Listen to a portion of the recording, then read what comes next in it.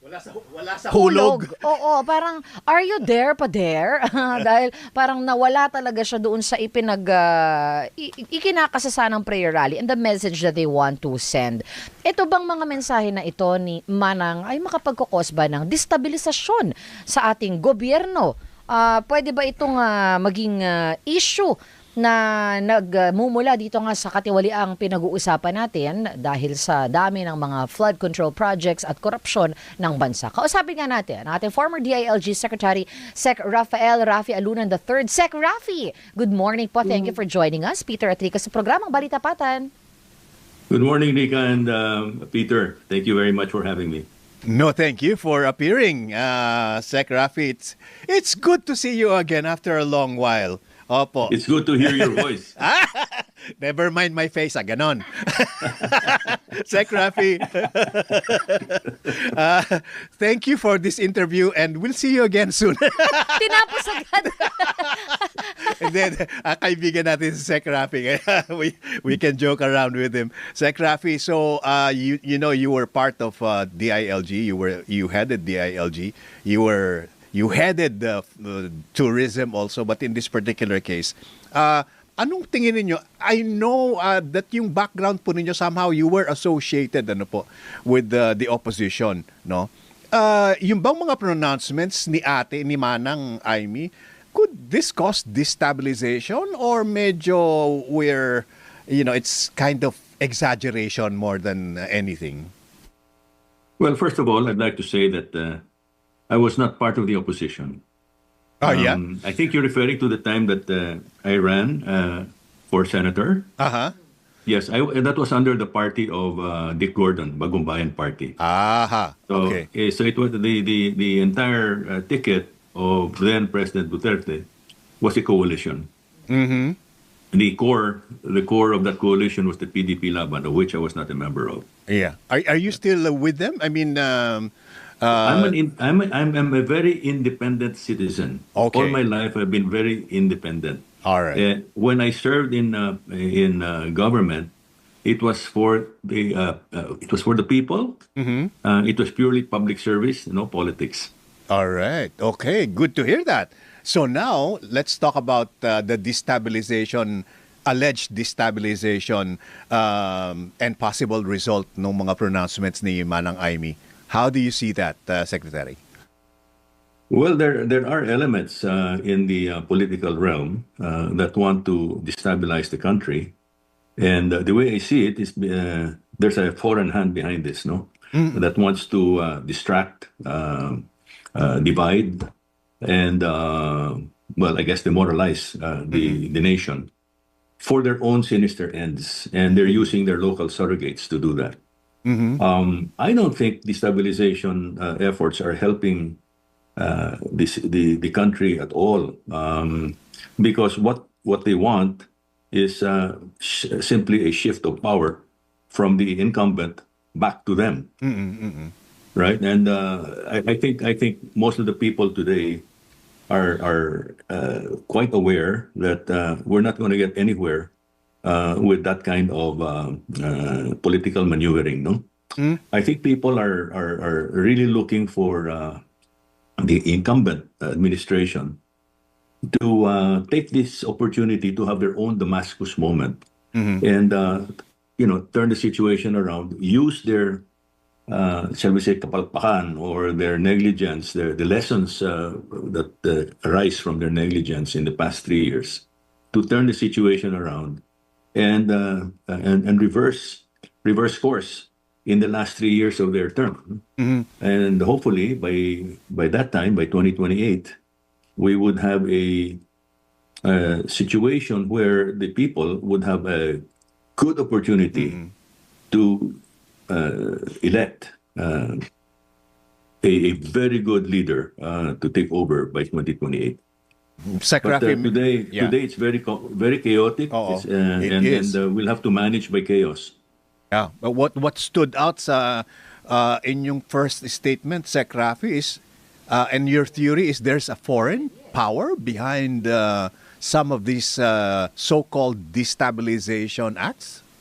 Well, yes, I've been observing the geopolitical situation and the national security situation for years.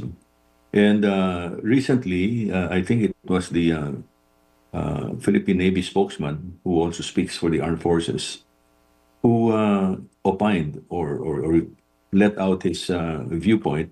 Perhaps it's the viewpoint also of the armed forces, that there's a foreign hand behind all this, no? And I mean, let's go straight to the point. They were looking at China, no? Because it's China's the only one that can benefit from this. They've been pushed out of power because they were very, very well entrenched during the previous administration. But today, it's the pendulum has swung in favor of the United States. The trouble is, most people talk of either being pro-China or being pro-US. Nobody's talking about being pro-Philippines, no? Yeah, oo. Simply, Oo. di ba? Yeah. In fact, itong political away na ito, it's not about the people. Yeah, It's about two elites, two political elites that are trying to regain their power Yeah, or tama. to maintain their power and by hook or by crook. Sec Rafi, begging your indulgence, sir. Meron lang tayong flash report. Please stay with us. This is just going to be a couple of seconds. Thank you. DZMM Radyo Patrol Flash Report. Kunin natin ang detalye hatid sa atin ni Zeus Legaspi. Zeus.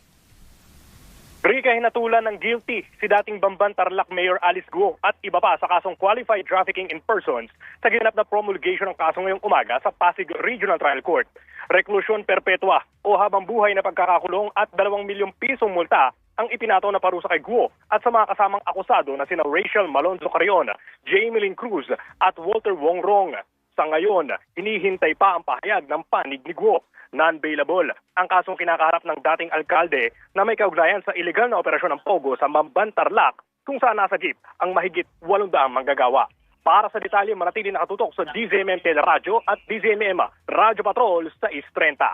At yan ang balitang kumpirmado. Sigurado, ito ang Radyo Patrol. Zeus Legaspi, DZMM. Maraming salamat, Zeus Legaspi. DZMM Radyo Patrol Flash Report.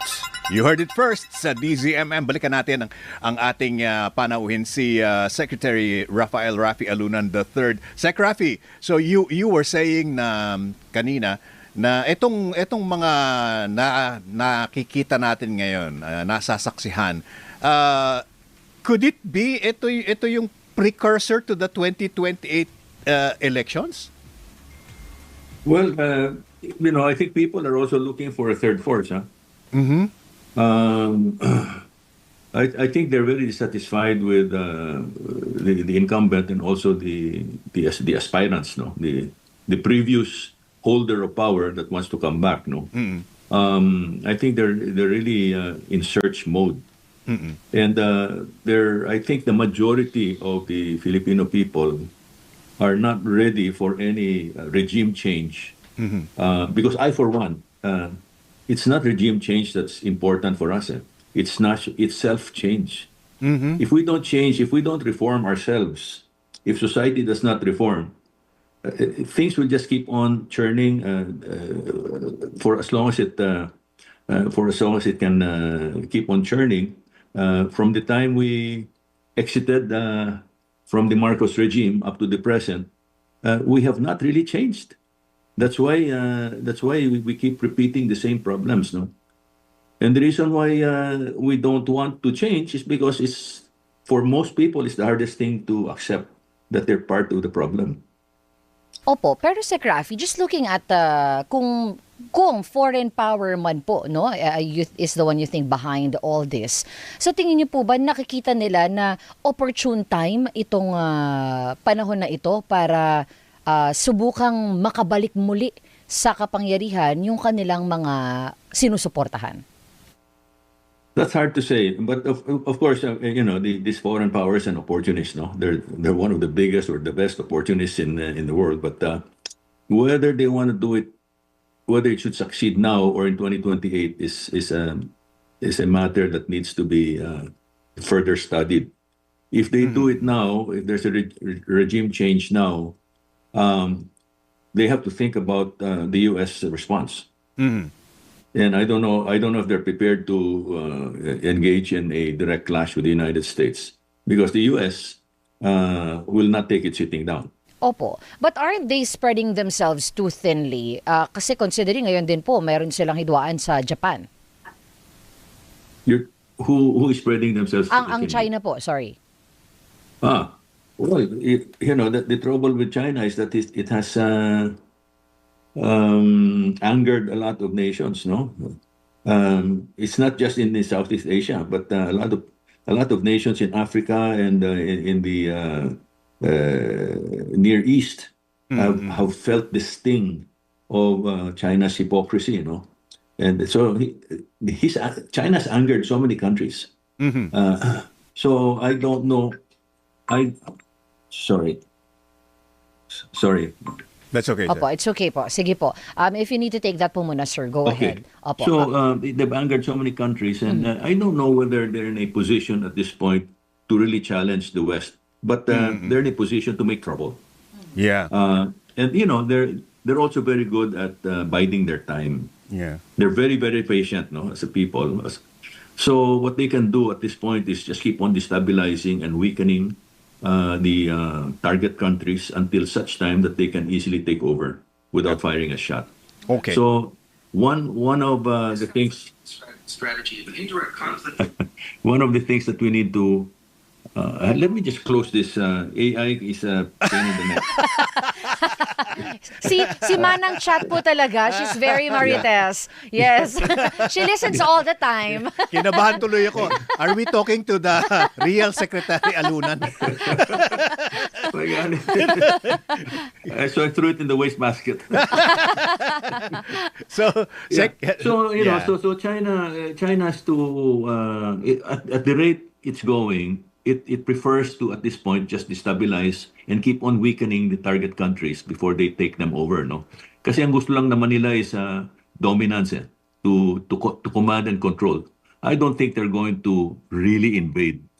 Although they have their sleeper cells here, I think the sleeper cells here are meant to just once they're activated, they're meant to further destabilize, divide, make life difficult for the government to govern.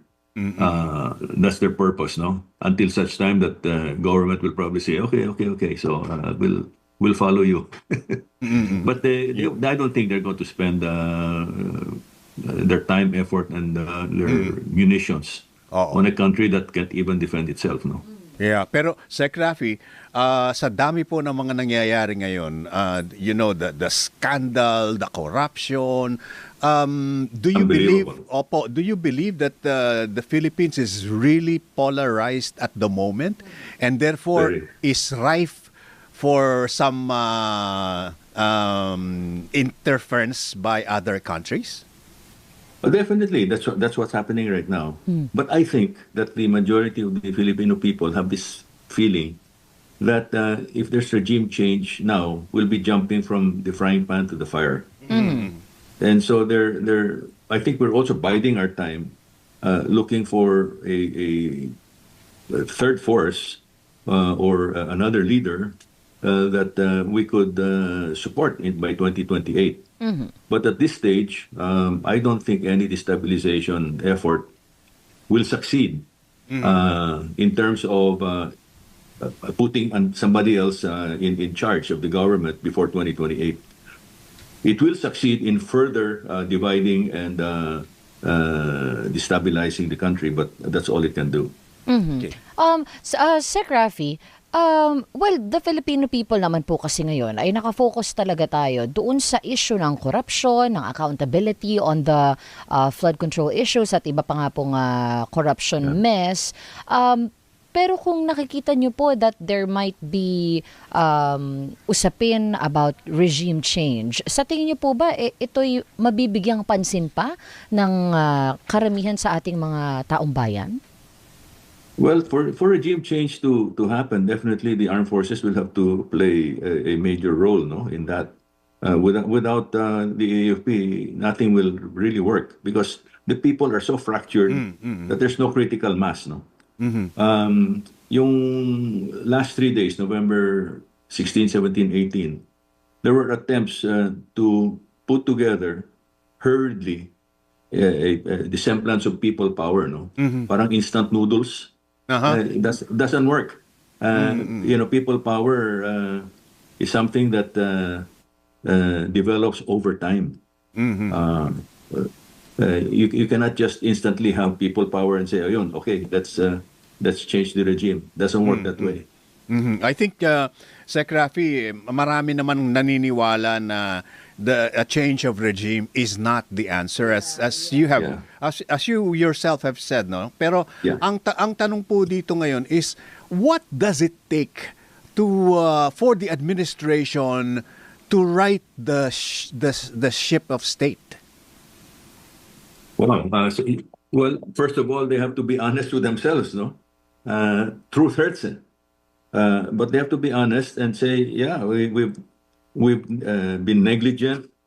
We've appointed the wrong people. We ourselves are part of the problem, and we have to make our own restitution to the Filipino people. That takes a lot of humility and moral courage, no? So this is what I was saying earlier, that they're in the cusp of a Damascus moment. They should take the opportunity, no? Kasi Filipino people naman are very forgiving. When they see that you are contrite and you humbly admit your mistakes, and they see that you're trying to do something about it, they'll give you the benefit of the doubt and support you. But we have to keep up the pressure, notwithstanding, no. We have to keep up the pressure because after a while, if people let their guard down and release the pressure, we might go. They might slide back. No. So, I'm reminded of an anecdote where a pharaoh in Egypt became a tyrant. He was very well loved, but became a tyrant. And he was asked that when he was dying, I said, why did you become a tyrant? And his answer was, because nobody stopped me. ayun.